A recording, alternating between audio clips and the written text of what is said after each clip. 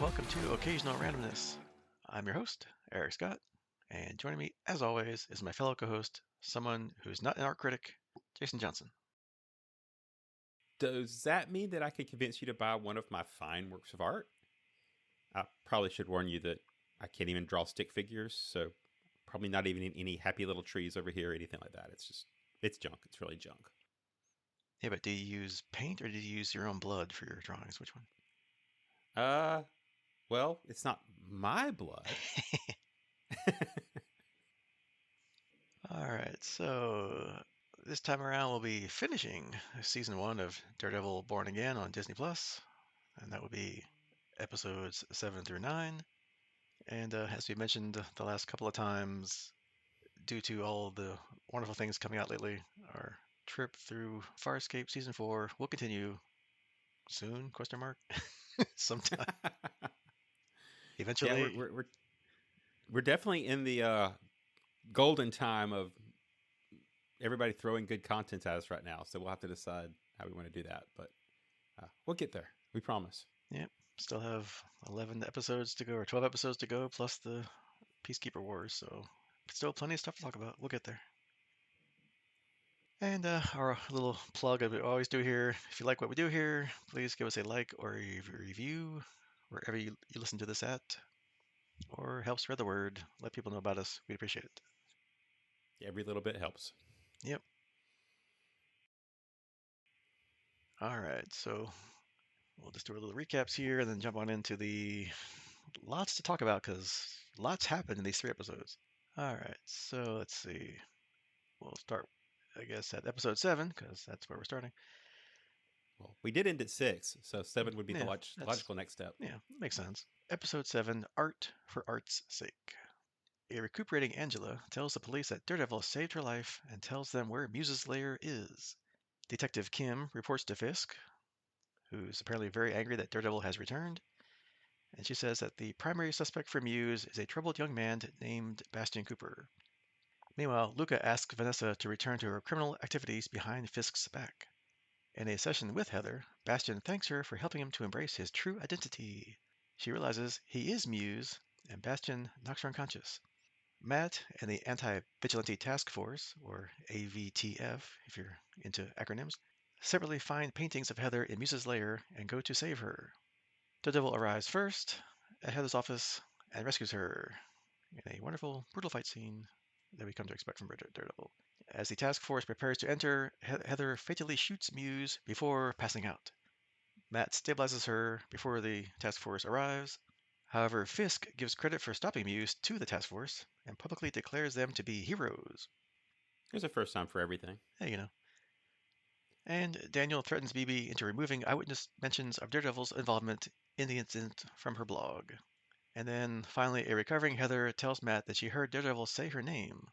And then in the closer, Vanessa seemingly sends Luca to kill Fisk, but this is a trap, and Buck instead kills Luca. Which jumps us quickly into episode 8, Isle of Joy. Dex, hey, remember him? Is moved from solitary confinement to general population on Fisk's orders. Fisk also reveals his imprisonment of Adam to Vanessa and watches as she kills him. Fisk promotes Daniel to deputy mayor of communications for the blackmail of BB in the previous episode. See comment there. And invites Heather to his black and white ball fundraiser.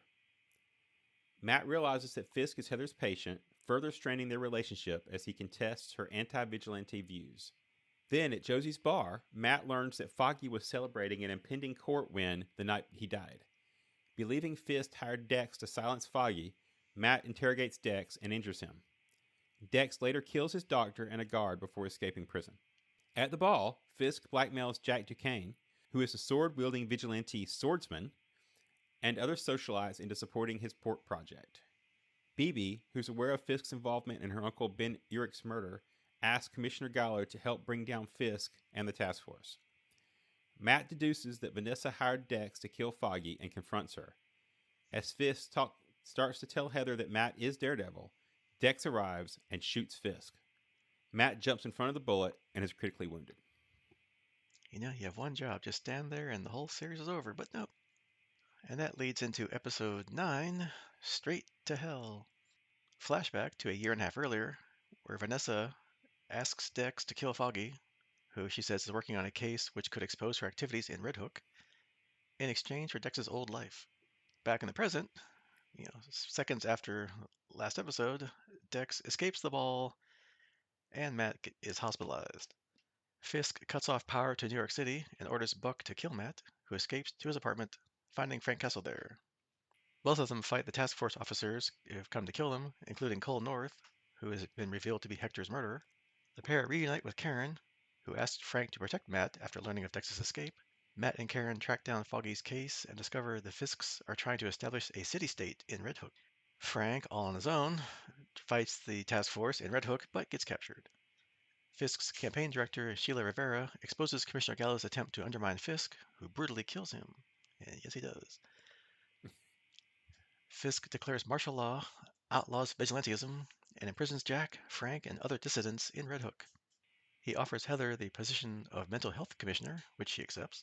And in the end, Matt recruits Jerry, Detective Kim, and other honest police officers to help save the city. But not quite the end, because if you stayed through the credits, in the mid-credits scene, an imprisoned Frank tricks a prison guard and begins to break free. Dun, dun, dun. Da-da, to be continued. All right, so that's a wrap for season 1, down from 18 episodes to 9, which, probably good. I'm glad they're working on season 2, since they already have half those episodes probably done already, before they broke it up, at least planned anyway. So we aren't left with a bunch of cliffhangers forever. So what'd you think? We definitely got answers to most of our questions from our last 2 podcasts, but anything else you want to mention before we jump into things?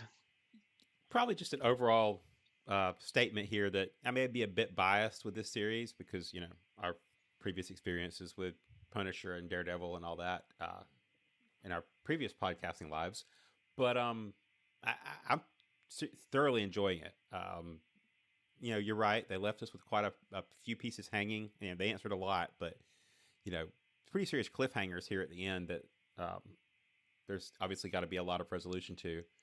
But I think, in my opinion, that's a good thing. I mean, we have a little bit of a wait, but we knew going into this that, and the writers knew as well, that the second half, season 2, whatever you want to call it, was already greenlit. And so, like you said, they've already rolled in through production. We're guaranteed to get this. And like some of the previous times where we were like, are they going to approve season 2? Are they going to approve season 3? All this kind of stuff. So, I mean, look at some of the other Marvel shows that have not gotten a second season, despite me wanting another Moon Knight series. But yeah, how about you? Oh yeah, I mean, I loved it. I'm a Daredevil fanboy here, and that's why we do the podcast about them. So, and I did think, yeah, they did a good job throughout these 9 episodes, kind of slowly spooling out the answers to the plot lines that they set up, and then of course having more questions and more set up. But that's how they kind of really win and keep you entertained.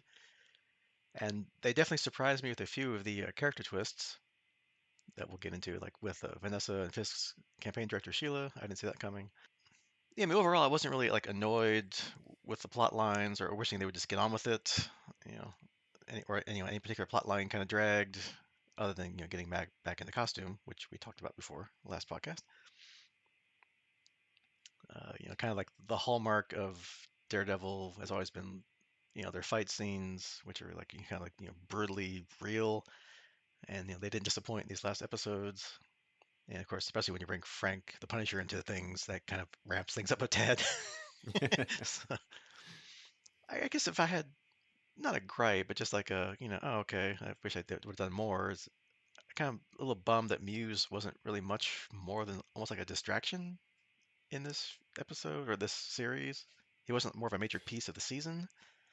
Yeah, as we'll get into, like you're right there. It's almost like he was a mechanism to move Heather and Matt to a certain place, less than the overarching villain, which is what we were expecting, right? So Yeah, which I mean, maybe that got shuffled around in the rewrite that they had done. I'm not sure. Although that also means I was surprised that Karen came back at the end. Again wasn't expecting that. And it was kind of nice that Matt alluded to like her and Frank having some kind of untold feelings towards each other, sort of, which, I think we've all suspected from prior seasons of their MCU TV shows. And probably also that the whole Karen, Frank, Matt subplot was probably also due to rewrites, So, but overall, loved it, and I really can't wait for season 2. Yeah, I definitely agree overall, as I kind of said before. But also definitely agree with you on the Karen thing, right? Because I convinced myself that they threw Karen and Foggy, which yes, we didn't get any more Foggy yet, but at this point, they just put all that up front to placate us old Netflix series fans, and that was going to be it. So I didn't think we were going to get any more Karen until the rumors that we'd had that they were coming back for season 2. So the fact that she showed up in this at all was a huge surprise to me. Yeah, 'cause we'll get into it, but yeah, when Frank and Matt are down on the street, all bloodied and beat up, wherever, and they get hit with headlights. I'm like, uh-oh, the rest of the cops found them, and it's like, no, it's Karen. Like, Karen, oh my God. All right, so let's kind of jump into some of the stuff here. Otherwise, why are we doing this? To hear ourselves talk. Yeah, yeah, just to talk about what we like, and record it and publish it out to the whole world. Anyway, Yeah, yeah. Spoiler: we'd be doing this anyway. yeah, yeah. So yeah. So episode 7, not quite self-contained, but it was pretty much all about Muse and the fallout from his death, which happens towards the end there. The NYPD's figured out who he probably is. They aren't quite sure, but after looking at the drawings and paintings in his secret lair, see last episode, they figure out that he's obsessed with Heather. So it must have been a great likeness because they could recognize who it was. And it's kind of cool how Matt also discovered that, but since he's blind, obviously, and his radar sense doesn't show you like fine details, right?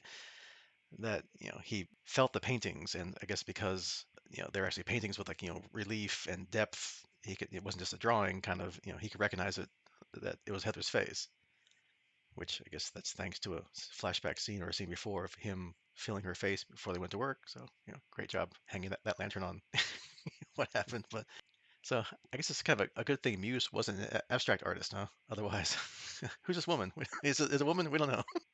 Yeah, he was actually a cubist. That's what makes it really amazing. Yeah.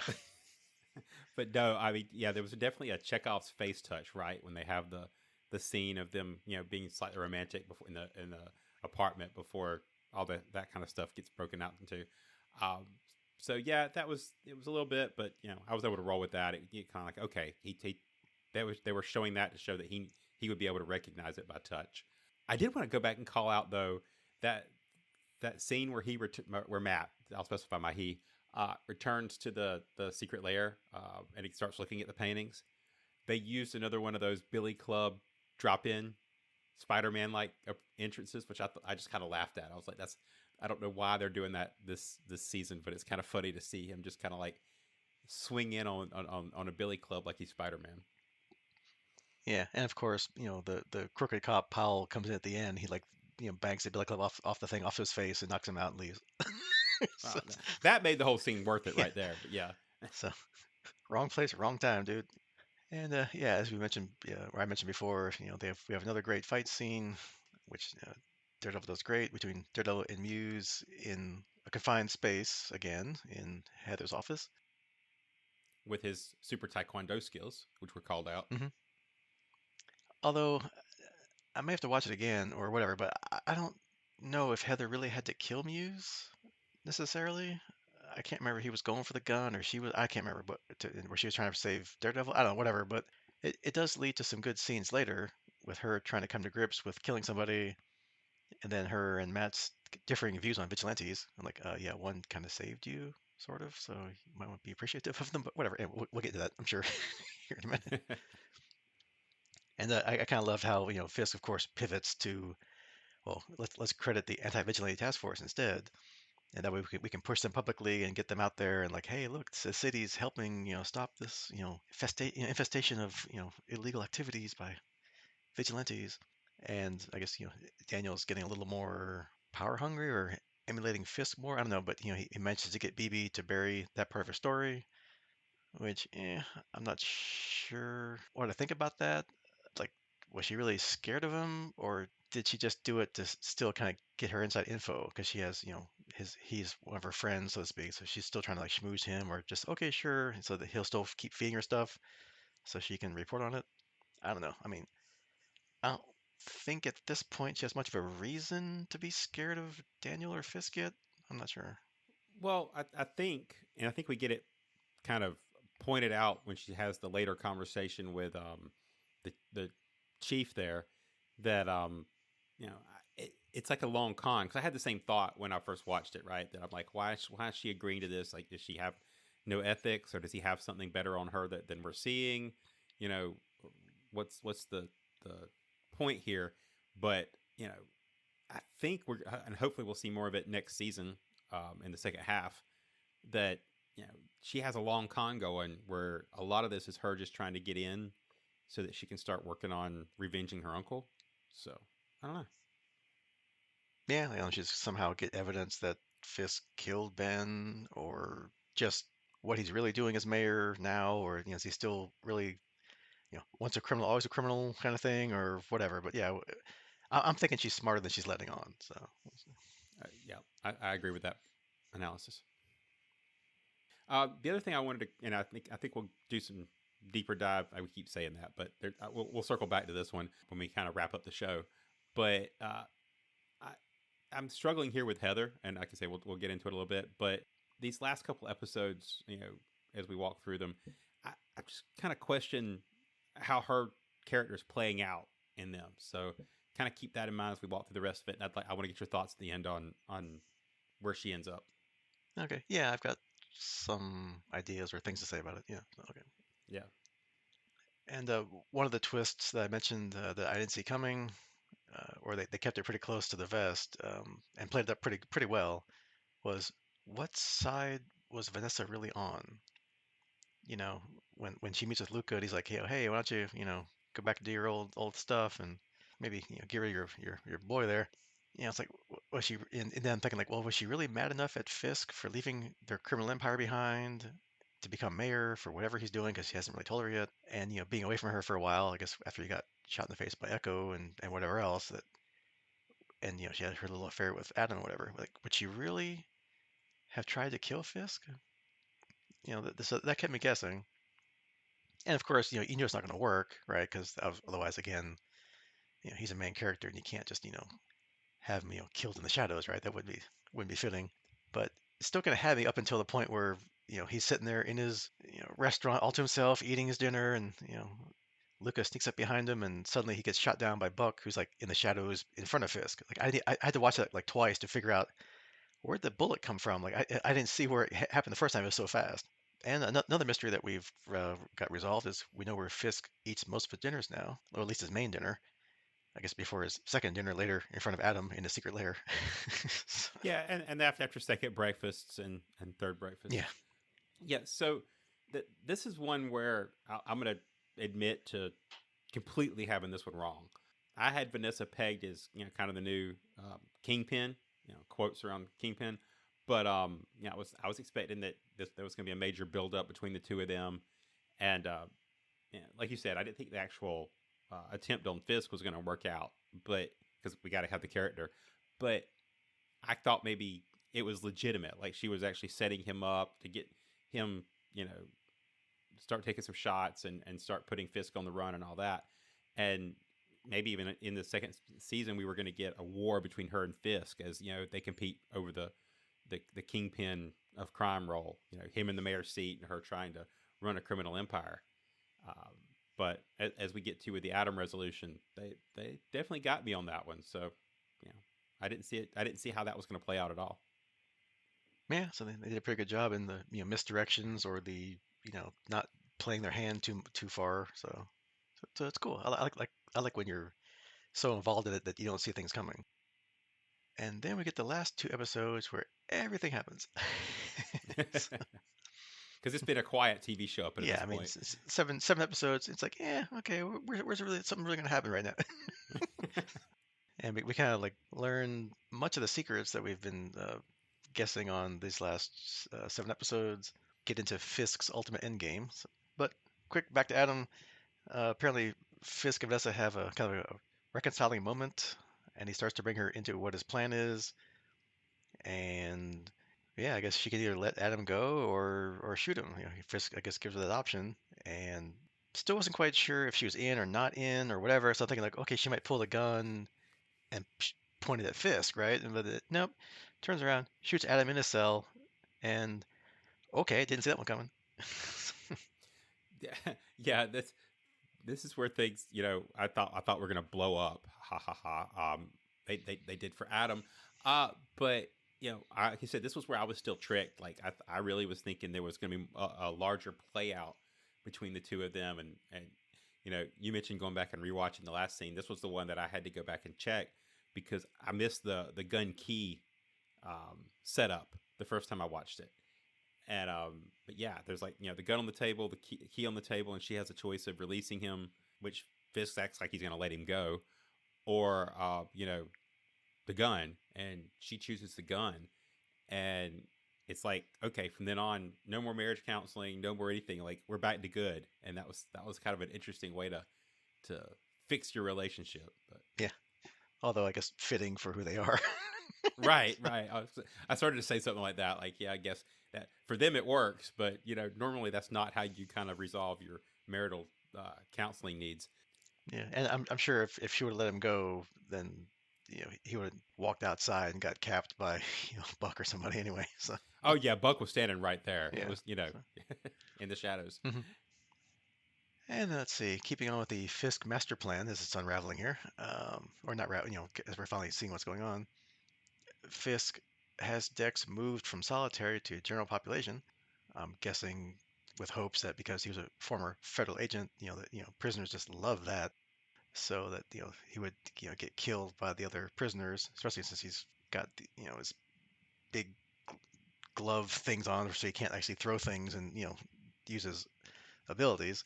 So I was kind of thinking like when Matt met him in prison, I guess to talk to him about why did he kill Foggy, that I thought, okay, maybe he intentionally banged Dex's head in the table to get him injured enough to get him transferred out of the prison population into like the prison hospital, and then maybe somehow back into solitary for a little bit while he heals up or something, to like kind of protect him so he could get more out of him later of like who really was behind him killing Foggy. Although I don't know, maybe I'm kind of reading too much into that. Maybe I'm thinking, you know, three-dimensional chess when it wasn't really, because Matt still and hasn't come to any kind of resolution or catharsis or whatever with Foggy's death, so he's still got, and justifiably probably lots of repressed anger over that. So maybe just took it out on Dex and OL, which unfortunately, or of course, Dex uses that to escape from prison, as only Dex can, by Yeah. taking out a guard with one of his loose teeth that he pulled out of his head. So I'm like, of course, why not? Yeah.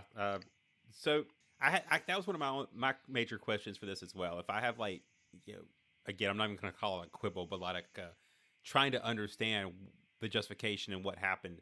That was one of my main ones. Did Matt hurt Dex intentionally to allow him to escape? Was it Dex's plan all along to push Matt to injure him so he could get out through the infirmary? Yeah, I'm not sure what we were supposed to take from that because part of me was like, and my wife was watching this episode with me, and she was like, "Yeah, that's what happened, right?" And I was like, "Well, how it seems a little out of character for Matt to want Dex to escape because how many more people is he going to kill? I mean, that's just by releasing him. That's a lot of bodies that are going to end up on his conscience. But couldn't a fight if that was Dex's plan to get Matt to injure him? Wouldn't a fight with any other inmate do the same thing? Why did it have to be Matt? So I've gone back and forth on where I kind of side on this, and I'm not sure which side I'm actually on. Did he cause it, or was it just something that Dex took advantage of? Yeah, could be, fights with inmates, he might have been killed, right? He might have been shivved or something happens where he couldn't fight back because he got those stupid gloves on. So maybe, yeah, maybe yeah. So like, who pushed whose buttons, right? Did you know? I guess maybe we'll never know, or I'm guessing they're gonna have another meeting in season two, and maybe it'll come out or something. I don't know, but yeah, it's kind of like which came first, right? Right. So, so Well, as we'll see, Dex being out has consequences as we move forward. So Yeah, so I'm pretty sure Matt didn't want him to get released because then, like to your point, the body count would just go up, right? So who knows? It's fun to think about. unless he feels like he can throw him off another building. So Yeah, unless he's finally coming over to Frank's side of things, but just slowly. And then yeah, we learn also. So yeah, Matt I guess goes to Josie's bar, which is closed because of the damage from even over a year ago. And but yeah, she's still kind of serving regulars, so to speak, behind the scenes. So he learns from her that Foggy was back a year ago. He was pre-celebrating an upcoming court win when he got killed later. So that's probably what he was killed over. And kind of jumping around just to kind of get this plot, this one little thread together. Later, when Karen shows up unexpectedly, they go to like a storage place where they had all their old law firm stuff, I guess mothballed or whatever. I don't know. I guess because I guess you need to keep those case records around for a while, right? I guess. yeah, there's break of retention policies, I'm Yeah. sure. So they found those case documents, and apparently, so another mystery solved here that Fisk's little port project is much more than just like a revitalization effort, right? Apparently, Foggy uncovered some old document from like the 1800s or something that says that part of Red Hook is a free port, which is like he says like it's a place not governed by U.S. law. I was like, oh, okay, so now this isn't just a let's become like a real estate lord and help the city rebuild or help the city make money. No, it's your typical thing that you think Fisk would do. It's so he and his friends can use that to launder money and goods into and out of the U.S. and make billions of dollars. So, why not? And just because I never heard of a free port before, I wasn't quite sure. I did some quick googling, and apparently the U.S. has almost 300 free ports, but that's kind of more like places for like tax and duty free kind of places to help commerce, not really money laundering or get rich with your friends kind of thing. Maybe I don't know, but so not all that uncommon in the U.S. and around the world too. They're all over the place. See, now you've taught me something because that was something I didn't know about these free ports. So, but yeah, ports, interesting aside, I really loved seeing Matt and Karen work together on the field right here. Like speaking of that scene going to the storage unit and all that, it's kind of almost like kind of a throwback to the old days of them digging through documents and working through things and all that. I do think we need to get Karen her own armored costume though, if she's going to keep going out in the field and doing field work because you know she seems to be pushing it a lot, hanging out with Frank and Matt. Yeah, although at least this season she hasn't gotten shot at, except maybe at the beginning of the season there. But and let's see, keeping on with the mysteries and Fisk's master plan here. Last podcast, I was wondering if Fisk would try to work in his new world with the new means by trying to convince people, like the high society people, the power brokers, to back his Red Hook project that way, or would he go back to his old ways of intimidation, force, violence, and whatever? And yeah, it was the old ways. Can't teach an old dog any new tricks, right? We see him bribing Jack Duquesne that he knows he's a swordsman. So hey, why don't you endorse my project here and give me some money? Hey, give Jack some credit for going into that meeting with like just all the confidence in the world that he wasn't going to fold. Though I mean, he was like, "Nope, I'm good." Yep. So Jack's got that vigilante swagger. Yeah, we'll see how that works. Not too well No, by the yeah, end. nope. He's in the cage later, so I guess not. And I guess he did whatever else works against the other elite people. Who knows what they did? I guess we'll find out. Although later we do see some of them in those cages in Red Hook, so okay, not quite sure what the deal with that is. I guess people won't notice that the hoity-toity of New York are slowly going missing. I don't know, or maybe he still has to work them over a little bit more, or I don't know, just imprisoning some of their families or whatever to use as leverage on them. I don't know. I didn't quite get some of that, but I get the first part of the typical Fisk blackmail. So Yeah, I think we're definitely seeing a return of the Kingpin here, though. I mean, fully back into the crime, blackmail, the whole gamut. Right now that the plan is no longer completely under wraps, Vanessa's on board, and they're just steamrolling full swing ahead. Right? It's a lights out operation. yeah, I mean, I guess give him credit. He did probably try to do the hey, I'm the mayor. Here's a cool project. Isn't it great? And they're like, no. He's like, okay, screw it then. All right. Well, and we know that that Matt returning as Daredevil just kind of gives him that extra push. So between the Vanessa thing and the Matt thing, it's like, okay, fine, I'm just going to do it my way. This is what works. Yeah, yeah, yeah. Go back to what you know, right? Yeah, when everything else starts lining up, we all revert to our base characters. So Yep. And then we get the big black and white ball with all the city people and occasional other people. And then we got Matt shows up late, but he meets Heather, and then the Fists are there doing their little dog and pony show to the public. Like they have to do the first dance, and then Matt cuts in and dances with Vanessa, and I guess Fisk gets Heather. And then while Matt's dancing with Vanessa, he kind of tells her he knows she had Dex kill Foggy, and to her credit, she's just like, "Ah, what are you talking about?" So, and then kind of Fisk is, I guess, trying to put more of like a wedge between Heather and Matt by going for the big reveal that Matt's Daredevil. And what do you think about that, counselor? Or since you don't like vigilantes, what do you think about your boyfriend there being a vigilante? But before he can do the big reveal, Matt, with his amplified hearing, hears the gun chamber up there, and there's Dex up on the balcony or wherever he's at, shoots at Fisk, and Matt, being the hero that he is, jumps in front of the bullet, takes one like in the upper shoulder somewhere, and is laying there bleeding while everybody flees mindlessly. yeah, which I think I have a couple comments on. We've seen Fisk take a bullet already once in the Marvel MCU, so I kind of question whether or not he couldn't have just took it. Uh, but Matt being Matt, takes a little bit of the hero thing, like you said, and jumps in front of it. Also, maybe a little bit of typical self destruction.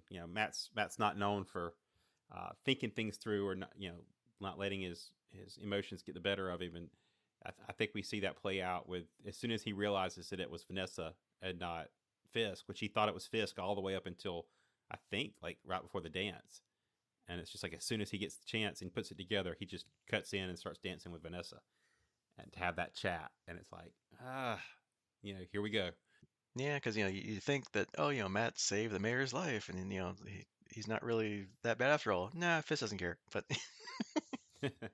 Now puts out a hit on him while he's still in the hospital. yeah, I mean, and didn't in the old Daredevil show, didn't Fisk have some kind of like Kevlar style suits or some kind of like extra protection for that kind of stuff? But maybe being mayor, he doesn't, have those kind of assets or whatever to fall back on. I don't know.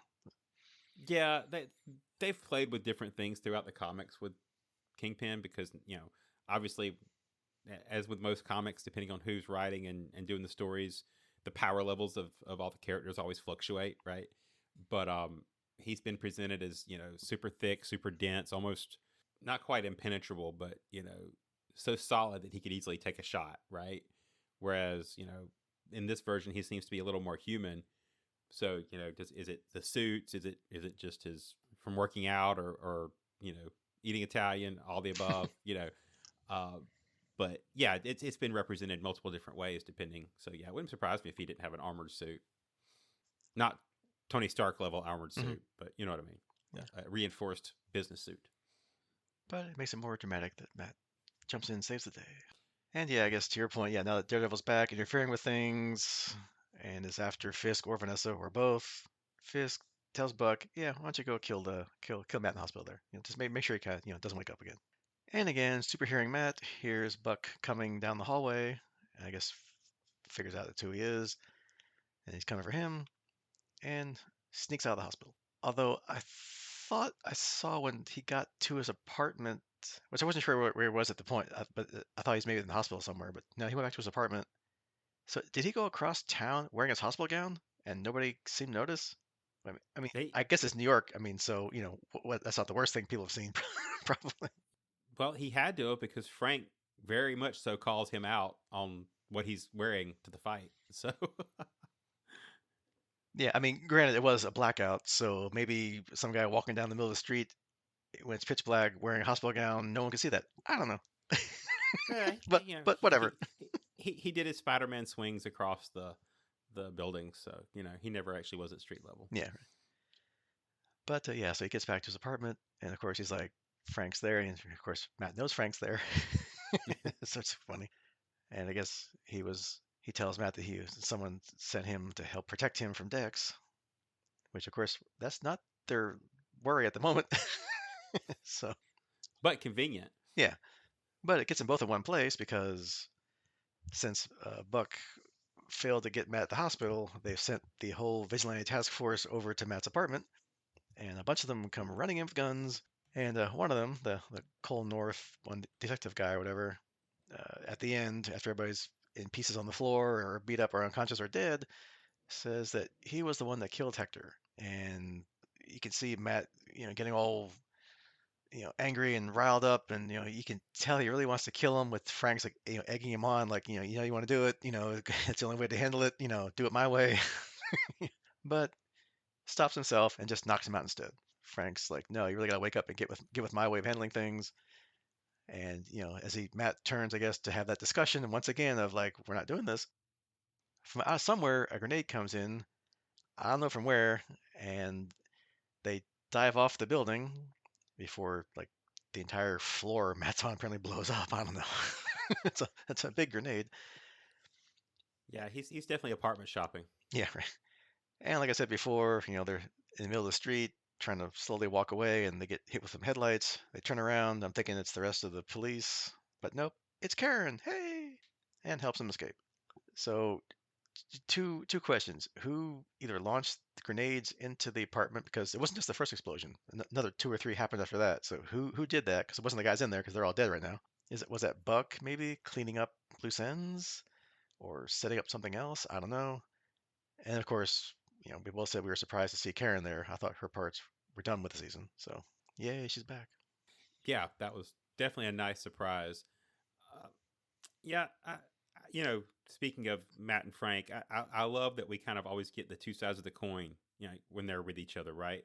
And kind of in a shift from in when we were watching the Daredevil show, the Netflix version, it was Matt who kind of had his worldview anchored, right? He kind of had his morality, his the Catholicism, the approach he had to crime fighting, vigilante stuff, and he was lecturing Frank on trying to bring Frank to his way of thinking.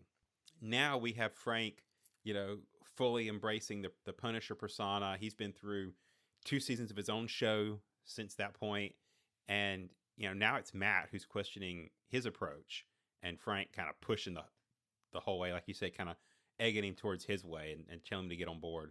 So it's kind of neat to have almost the role reversal as they go through different trials and tribulations. Yeah, Um, because as Frank says later, like, they don't understand his pain, which we'll get to here in a second. But yeah, so it's like, yeah, now, Matt doesn't kind of is starting to experience that kind of pain. Like he's losing close friends, not family, but pretty much close to like family. oh And yeah, but yeah, it definitely counts. Foggy was closer, yeah. so So yeah, you can kind of see Matt getting to a point where he could become Frank, if the right thing happened. yeah, all it takes is one bad day, right? Yeah. The other thing I'll just throw out there just for fun was that Cole North character, right? The Punisher emulator with the bullets and the one that killed Hector. Uh, that name was jumping out at me, so I went and looked because I was trying to think. But the character I was thinking of is Maverick from the X-Men show, not shows, but cartoons, comics, and big Wolverine tie-in. But that character was David North, not Cole North. So a little different, but I thought that was worth looking up anyway. It just was a different character. Okay. Yeah, because I guess they named him versus the other anonymous Punisher New York police crew or whatever. Yeah. So Right. So I thought maybe the character might have been referencing somebody, but if it is, I haven't figured it out yet. yeah, and then the final Kingpin plan revealed here, or I guess, or what's going on. So I guess Matt and them must have told Frank about Red Hook and his little Freeport thing. That's where everybody's at. So of course Frank storms the place in a frontal assault and takes out a few more of the task force before getting shot a couple times and caught. I guess my only nitpick here is Frank's ex-military, so why do the frontal assault down the main loading dock of the place? I'm not, but hey, whatever. It does give some good Frank fight scenes, and then of course leads to him being captured, tied to a chair, and Powell, our former, or our corrupt cop that messed up with a couple times, trying to convince Frank that hey, we all respect and admire you. Why don't you join the team here? Which of course, yeah, right. But Frank, of course, rightly tells them off and says that they're all a bunch of clowns and they can never understand what pain he's experienced, which then leads to him being, I guess, beaten severely to a pulp, which of course that's Punisher. That's how it works. Uh, and then I guess in the mid-credit scene in the last episode, if you stayed through and watched it, Frank's there in the cages. Some guards kind of walking by, and he kind of makes small talk with them. And and when the idiot guard goes to shake Frank's hand, like, why would you do that? But he, of course, he kills him, takes his keys, and you see him trying to get out of the cell. So I'll agree. Yeah, I had the same kind of approach to what you said. We can nitpick about Frank just trying to stroll in and whatever, but as you mentioned with the ending there, I think they were mainly just trying to line him up for where they're planning to take him in the. I was calling it a series, but I guess it's a special presentation is what Disney's calling the whatever they're going to do with the Punisher next. So if it gets us more castle, I'll allow it. So whatever it takes. And I'm curious where they're going to fit this in to what's going on now, because I guess the next season won't. They're finishing it up this summer, and it'll drop like next year around this time, I guess. So yeah, will this Frank thing happen between that? Will it happen after that? I don't know. I guess we'll find out. So, Yeah, I mean, obviously, like you said, they're pretty. They've already got the next season or second half of this show, whatever they call it, already kind of lined out. So they know what they're doing with Frank or where this is going. So the question will be: do we get more of him? Hopefully, either in the second half of or season 2 of this, or do we get the presentation first? And I don't know. Be interesting to see what they do. mhm. Yeah, and then we get the gruesome, I guess is a better way to put it, scene where Commissioner Gallo gets betrayed by Sheila, who again another twist. You kind of thought that she's finally realizing who Fisk is and what he's doing, and she's trying to help people get out of that. So no, not really. I guess she winds up betraying him. I guess his driver gets replaced with one of the task force cops. They take him to Red Hook. Fisk makes a big little speech here, and then slowly crushes Gallo's head in right in front of her and a bunch of the task force. Ew. I, I didn't think we really needed to actually see that. You could have just kind of cut to like the blood and stuff shooting up and covering Fisk or whatever. But I didn't quite think they go that far in a Disney Plus show. They did. They still had some. They still had some special effects budget to burn at that point. So Yeah, and go for it. they went for it. Yeah. And apparently, before all that, even Daniel's now become, I guess, Fisk's little protege here, and he's basically there's a little scene where he's threatening the entire city council into agreeing to Fisk's plans. So, yeah, I guess things are getting kind of real in the new Fisk administration. Yeah, that's a good point. That was a fun scene to have the interplay between him and Buck, right? Because Buck's kind of standing behind him, and they're just going back and forth against the council, and it was kind of interesting to see that play as they push the council to what they want to do. But yeah, going back to Gallo and Sheila, it's interesting how we see here the air quote moral politicians, kind of getting under Fisk's influence, because she had a lot of scenes up front where it was like she kept telling Fisk and Daniel, I was here, through previous administrations. I'll be here when you're all gone, and it's you're just a temporary political term while I'm a career staff, and I'm going to be here forever. And now that seems to have changed, and she's turning people into Fisk, which resulting in them getting killed. So now, she's almost part of the administration and part of the problem, right? So that's an interesting shift as they kind of push that way. Yeah, and the fact that he killed Gallo so graphically in front of her and like half a dozen or so of the task force, it's kind of like, if some of them were on the fence or she's on the fence or whatever, like they're in now because like, oh crap. So, And, and and that's an interesting point, right? Because I also was thinking, talking about the way this show keeps tricking me, I guess, or I keep thinking it's going one way and it's not. we were starting to see some alignment between like BB, Commissioner Gallo, and he went to Sheila, and I'm thinking, okay, so this is the group that's going to go, Hmm. in the background to take Fisk down, right? The Commissioner, Sheila, BB, maybe even Karen, and we kind of end up with this cabal to kind of take out Fisk. And no, we end up with really quickly, in like a matter of a few minutes, we go from that to no Gallo, you know, Sheila now confirmed on the side of them. And it's like, it just makes this monolithic, thing that where Fisk ends the season, all the more imposing. Yeah, I mean, we'll see if that was enough to maybe now really force her to question, like maybe she might, go back on that, but then again, you want to wind up with your head crushed. So we'll see if she has any kind of second thoughts here in the next season. So Yeah, I mean, if I'm Fisk at this point, I'm just keeping a bottle of Tylenol on my desk and being like, "How's your head?" yeah, You right. Headache? Right. I got something for that. Yeah. yeah, you don't feel a headache coming on, do you? Yeah.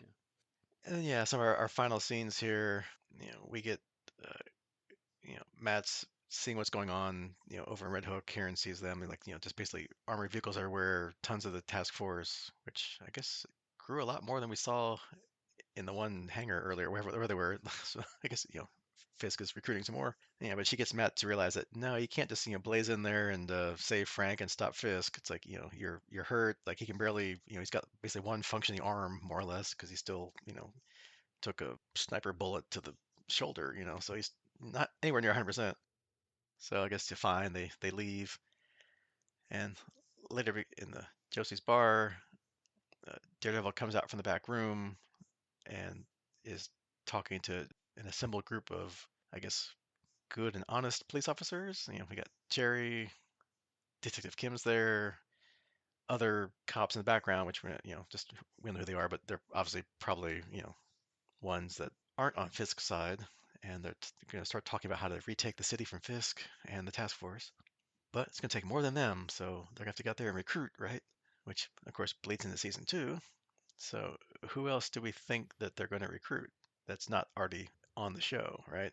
Maybe like you thought last time, a Defenders reunion possibly, or maybe some of them anyway, or do a mix of some of them from the Netflix era and some people from the new Disney Plus era, maybe. Who knows?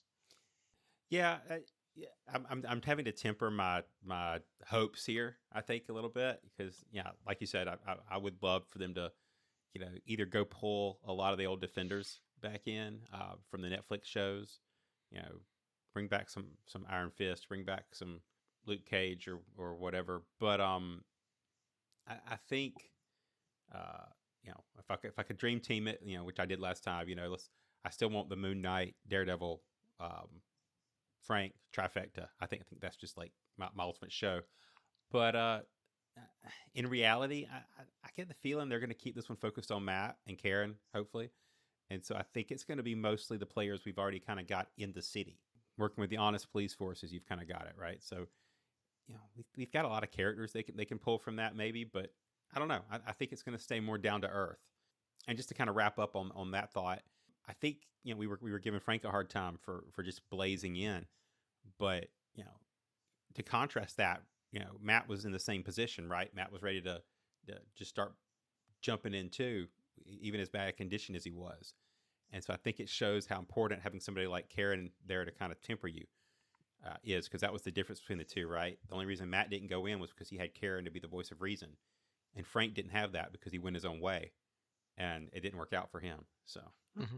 Yeah, we'll see. Well, what was that cop from the Daredevil series? Was it Mahoney? Was that his name? yeah, Or I was thinking the same thing when I was like, talking about other characters. I'm like, are they gonna it'd bring be him so back? funny if they Yeah, brought him back because yeah, I for mean, some more cigars for his mom.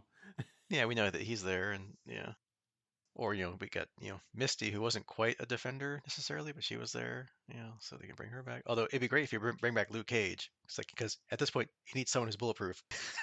So Yeah, for sure. Although did Misty end up with a arm? yeah, Did she she got end up with a the cybernetic arm? when her arm got chopped off by the ninjas in the Defenders, or whatever. Yeah, she got the bionic, I guess the Tony Stark arm or whatever. But still, I mean, you need someone to like distract you. Like, "Hey, Luke, just go walk through that way. Just keep walking. Just don't just walk. Just draw the fire." while we go to get everybody out of those cages, But yeah, or are they gonna try and bring in like we talked about before, like the Haley Steinfeld, Hawkeye, Ms. Marvel? That they already had her dad there. They're gonna, but then that's gonna be some money. So like I don't know how much they're throwing at these things to bring in the stunt casting. So Yeah, I think the question will be, and this is something we really don't know yet, is what's the next TV show, right? So, is there something they could do that would line them up by using Daredevil to jump into the next character? So that might be the only reason to bring in a big hitter like that. Is if you're going to say, hey, we're going to use this to jumpstart the next series. hmm yeah, so hopefully we can dream about a Defenders reunion since they only got the one season of the show, and I thought they could have kept going, but then again, that's when they started pulling, all the Netflix stuff. So we knew that was kind of done at Yeah, that the point. licensing did not work in their favor. Yeah. So it'd be cool to see some of them again. I mean, Mike Coulter is not doing that CBS show anymore, so he might be free. I don't know what Kirsten Ritter's doing, but yeah, I'm sure she's expressed interest in returning to playing Jessica Jones. So hey, you know, Well, the and Iron Fist guy is definitely not working right. I don't know yeah, about yeah. I mean, I think he's wanted to redeem his show, so bring it back with actually, which second season of Iron Fist. Spoilers if you haven't seen it. He does get better, and it's not as goofy as the first season. So he was getting there. So you gotta give him his final chance to show what he can really do, and yeah, I was definitely more up on that than a lot of people were, as you and I talked about. So I'd love to have any of that back, but we'll see. They got a lot of options. yeah. I mean, if they didn't quite know where they were going, how much they rewrote from the first half, if they if it's already so now they got stuff in place, and now they can dream, right? They can shoot for it. If they say they don't get the people, then they can rewrite it to just, oh yeah, we got another 50 cops instead of Luke Cage. You know, so, I don't think that's a fair trade, but no, but hey, it's good for the non-heroes to stand up for themselves and take back what's theirs too, with some help from the heroes, right? So it right. can't all be the heroes helping every single time, right? But we shall see. So, what do you think? What final thoughts on the season as a whole? Anything we didn't want to talk about or didn't go into details on? You want to talk furthermore? I think you want to talk about Heather, but anything else besides that? No, I think that's my last big point. I wanted to kind of circle back and get your feelings on. Overall, and we've talked about this as we went. I struggled, at the beginning of the season, right? Because you know they really abruptly, took out Foggy, and we lost Karen. She left really abruptly after the case and all that, and you're kind of like whiplashed. And then they introduced Heather, and it was kind of like, okay, I see what they're trying to do. I don't know how I feel about this. Yeah, it's been a year, but you know what I'm saying. And then I kind of warmed up to it. Like I kind of liked her character. I liked what they were doing with her and the counseling with the Fisks and all that kind of stuff. And then all of a sudden, and this is just my take, but it seems like, especially in these episodes, uh, as Matt starts struggling, right? He's dealing with you know the resurgence of putting back in the suit and how he feels about all that and the struggle with everything that came with that and getting beat up again and all that kind of stuff. And the more he seems to be struggling, this educated super psychologist is like antagonizing him and giving him a hard time about the vigilantes and all that kind of stuff. Even after like she says, Daredevil saves her, called her by name, right? And she's still like trash talking the superheroes and all that kind of stuff. So I don't know. I was not severely surprised where she ended up when she joined the Fisk administration at the end because of how antagonistic her and Matt were, especially during the ball and all that kind of stuff. But I don't know. I just kind of went. I felt like I went really quick, whether that's what the writers were trying to go for or not. From actually starting to like the character to just like not being able to stand her and not liking what they were doing with it. So I wanted to kind of run that by you and see how you kind of felt about her as they wrapped up the season. Yeah, I guess I'm kind of in the same boat as you. I mean, it's started out, yeah, like he's getting back into the dating scene. She's helping pull him out of his whatever funk, whatever you want to call it, for having Foggy killed. And yeah, things were working, more or less. I mean, obviously he's hiding who he is from her, and he's getting back into things, and she's kind of It's kind of like her acting like Karen all over again. It's like, how come you're hurt, or why aren't you at work? Where'd this bruise come from? He's like, oh, I'm not just a blind guy. Things happen. you know, and I'm like, dude, we're doing this again. But I figure at some point, either now or the next season, he would have to reveal to her, "Oh, hey, by the way, surprise, I'm Daredevil." But then with her, yeah, getting on this like anti-vigilante thing, even after, yeah, because it's like she already wanted to do the book about vigilantes, right? About what they think, why they're doing what they do, that kind of thing. Why they wear a mask? Well, it's because friends and family would get killed. Duh. But anyway, but the point, that's easy one there, Doc. But it seems like it took a turn after Muse tried to kill her, right? Like her and Matt at the ball was just painful. Yeah. With her just like constantly like nagging on him, or are you listening to me? Well, no, he's not really, but so I mean, granted, okay, some of it's him too, right? But Yeah, and I'm not saying she's wrong. It's just that and I know she's that they're playing it up that she's been through a lot too. I just think that as somebody who's supposed to be trained in how this stuff mentally works, right? I mean, it's not like she's not educated. It's not the character's not supposed to be educated on psychology and reaction and all this kind of stuff. And she's counseling marriages, and then to have her react to him this way, like so antagonistic, was just like I don't know. I couldn't figure out if the writers just didn't want us to like her or what.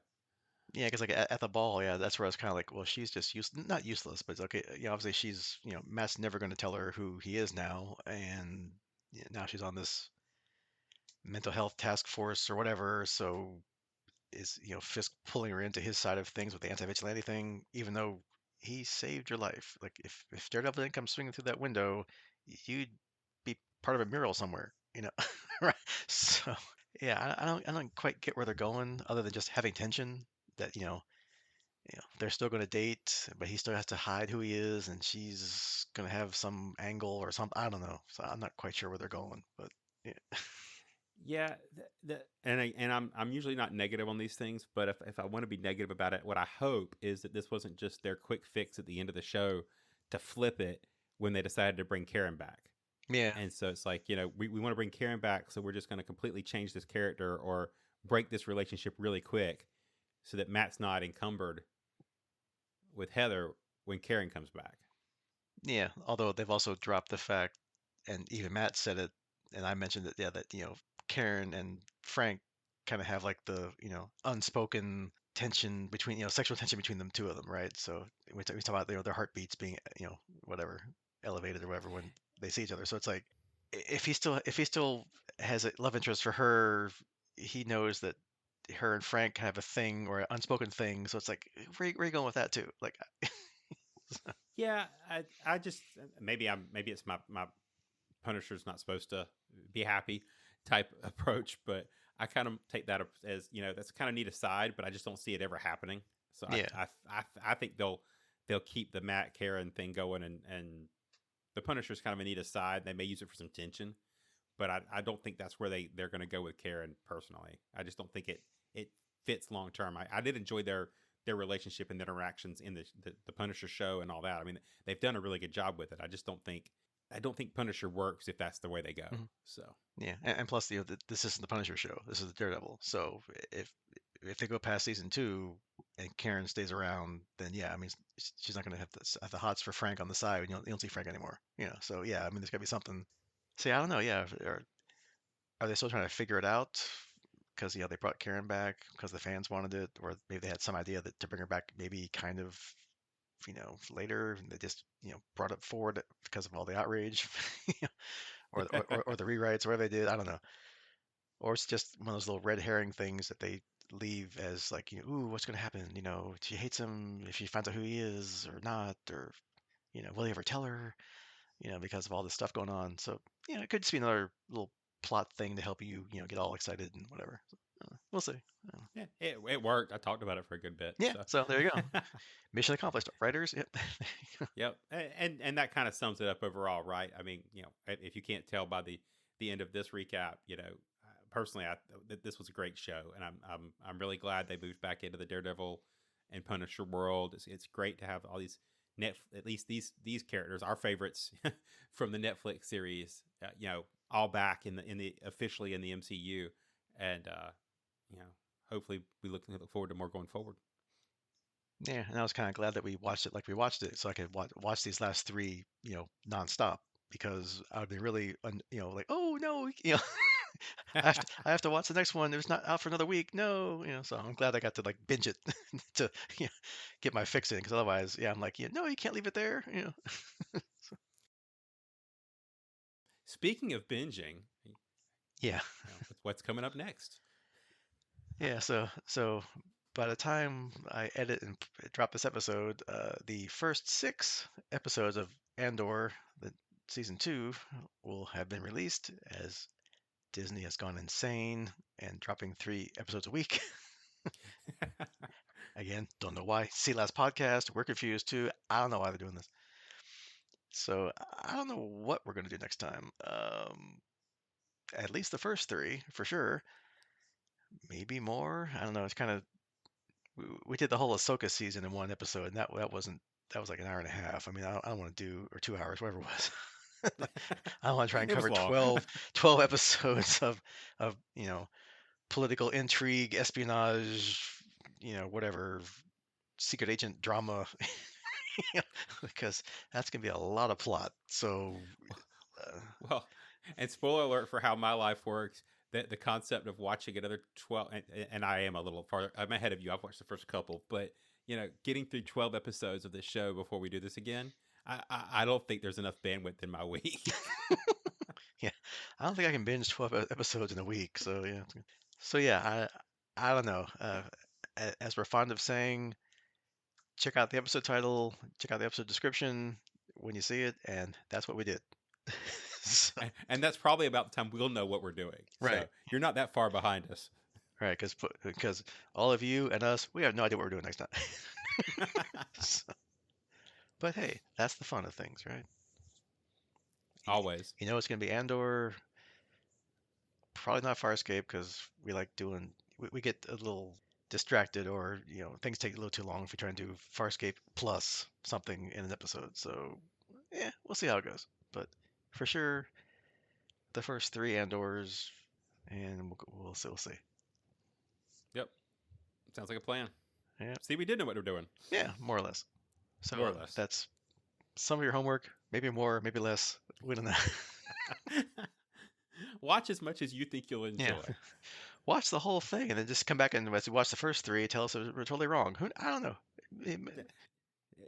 If you enjoy listening to a bunch of people be wrong about TV shows, you're in the right place. Yep. So that is your question mark homework for next time, and we'll see you then. Goodbye. Goodbye.